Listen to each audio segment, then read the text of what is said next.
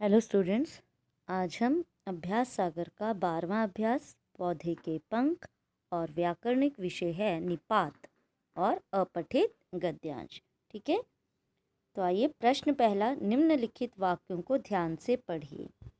वह बोला, हंसने ही की तो बात है। अपने स्कूल के साथियों से भी मैं एक दो से ही बात करता हूँ। खेलों में भी मैं बहुत कम भाग लेता हूँ। माँ भी तो यही कहती रहती हैं, मेरा इकलौता पौधा है।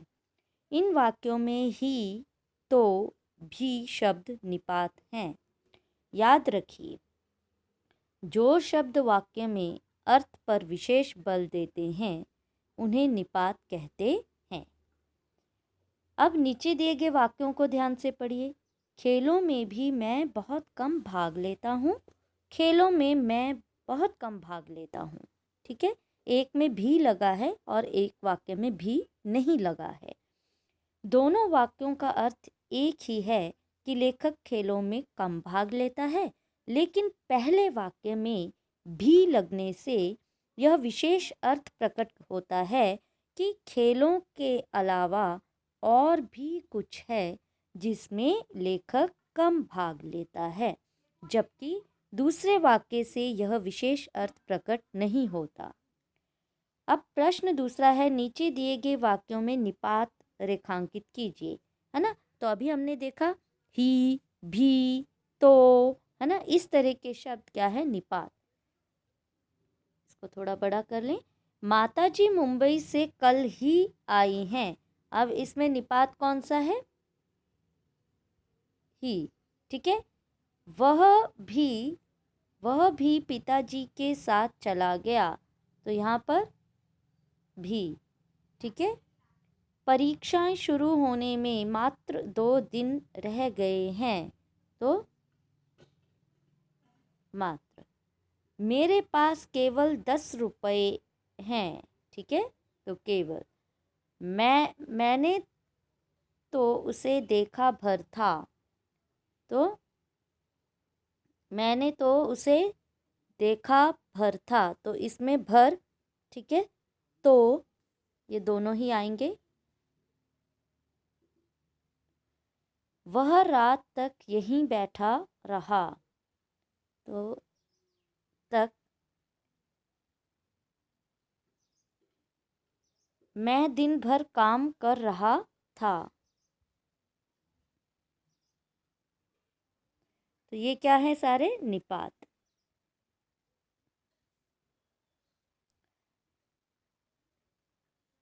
नीचे दिए गए वाक्यों में उचित निपात लगाकर खाली स्थान भरिए। तो इसमें देखिए आप क्या लगाएंगे, यह काम कर डैश लेने दो, यह काम कर भी लेने दो। ठीक है, मुझे, एक मिनट, हाँ, मुझे डैश परेशान करते हो, मुझे ही परेशान करते हो, यहाँ क्या आ जाएगा, ही। हम डैश चलेंगे, जल्दी क्या है, हम भी तो चलेंगे, जल्दी क्या है। ठीक है, हम भी चलेंगे तो भी ठीक है, जल्दी क्या है, हम भी तो चलेंगे, जल्दी क्या है। वह आगरा डैश जाएगा, वह आगरा भी जाएगा,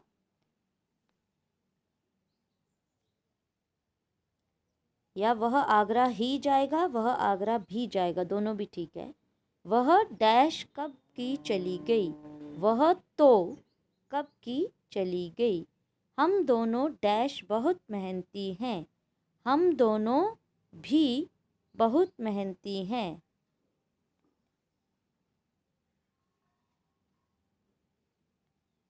निम्नलिखित निपातों का अपने वाक्यों में प्रयोग कीजिए। अब वही निपात है ना, ही। ठीक है, ठीक है, तो आप वाक्य बना सकते हैं ही से बनाने, जैसे ऊपर बना था, ये काम कर भी लेने दो, मुझे ही परेशान करते हो, है ना, मुझे ही कहते रहते हो, बोलते हैं ना कई बार।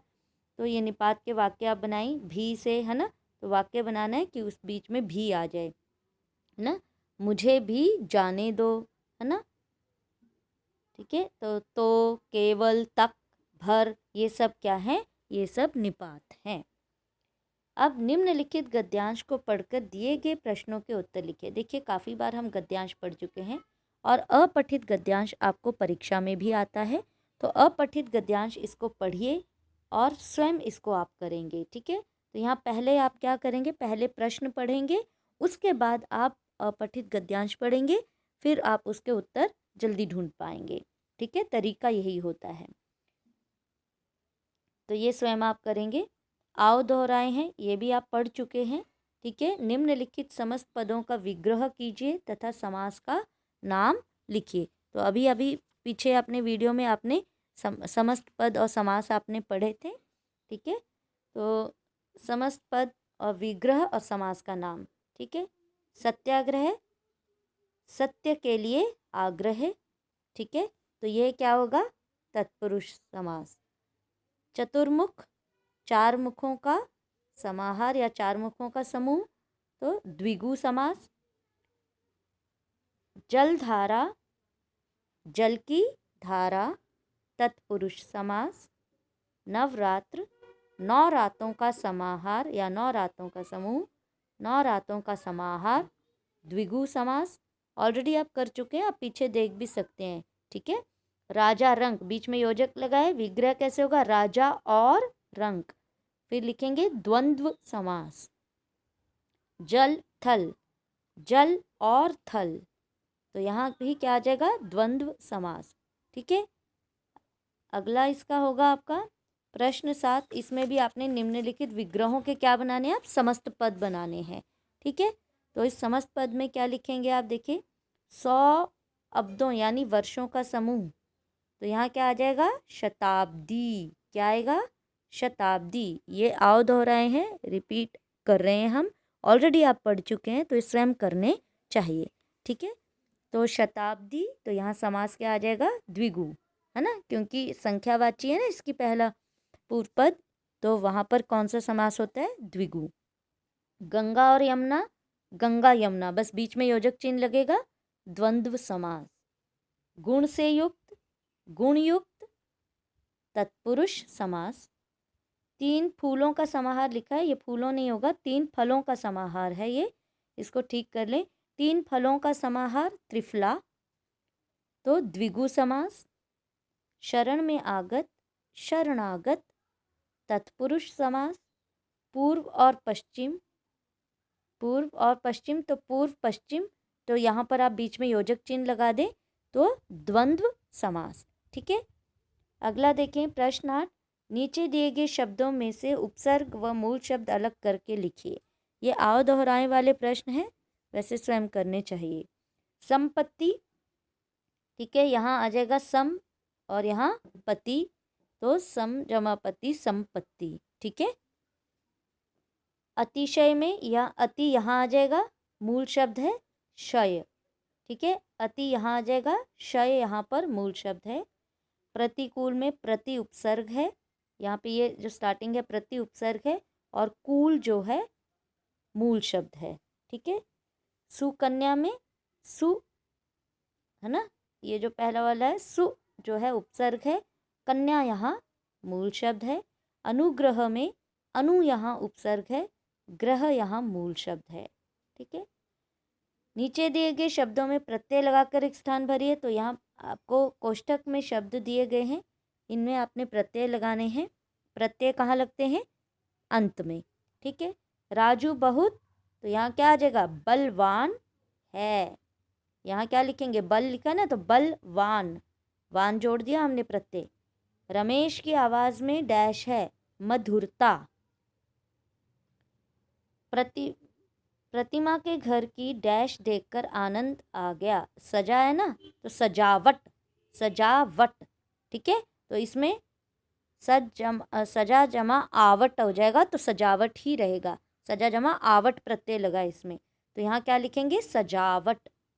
ईश्वर बहुत दयावान है, ईश्वर बहुत दयालु भी लिख सकते हैं आप, दयावान भी लिख सकते हैं, दयालु भी लिख सकते हैं। मुझे चलते चलते घबराहट होने लगी, घबराहट, तो यहाँ आहट प्रत्यय है इसमें। ज़्यादा काम करने से डैश हो रही है, थकावट, क्या हो रही है, थकावट, तो यहाँ भी आवट प्रत्यय है। नेक्स्ट है आपका, नीचे दिए गए शब्दों से भाववाचक संज्ञा बनाकर लिखिए। मिलना, मिलनसार, देव, देवत्व, चढ़ना, चढ़ाई, प्रसन्न, प्रसन्नता, युवक, यौवन, युवा भी हो सकता है इसका, युवक, युवक, युवा, युवा लिख दीजिएगा। चिकना, चिकनाई, ठीक है।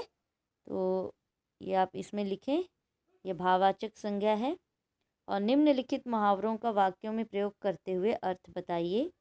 नाक में दम करना, तो इसका वाक्य आप बनाएंगे, है ना। जैसे मैं बोलूँगी, इन बच्चों ने तो नाक में दम कर रखा है ना। अर्थ क्या है? परेशान करना। चेहरे पर हवाइयाँ उड़ना, ठीक है। उसका उसका सच सामने आने पर उसके चेहरे से पर हवाइयाँ उड़ने लगी, ठीक है।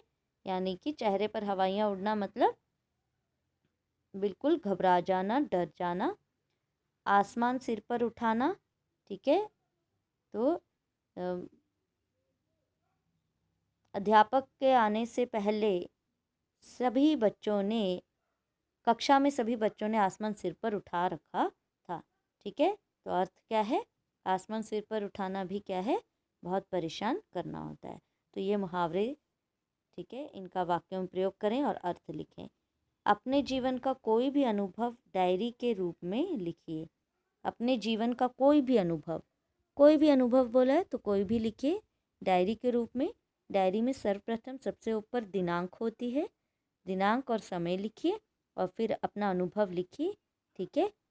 तो वो आपका कोई भी एक्सपीरियंस, चाहे आप कहीं घूमने गए हैं, है ना, चाहे कहीं भी गए हैं, वो अपना आप अनुभव यहाँ पर एक्सपीरियंस वो लिख सकते हैं कि क्या क्या हुआ आपके साथ, कैसा लगा, अच्छा लगा कि नहीं। या इन दिनों का अनुभव भी आप लिख सकते हैं, कोरोना काल में आप घर में रह रहे हैं, किस तरह से आपकी पढ़ाई लिखाई चल रही है, तो ये भी आपका अनुभव है, इसको डायरी रूप में आप लिखेंगे, ठीक है। तो ये आपका अभ्यास 12वां जो है वो समाप्त होता है इसी के साथ, और काम आप सही ढंग से करें।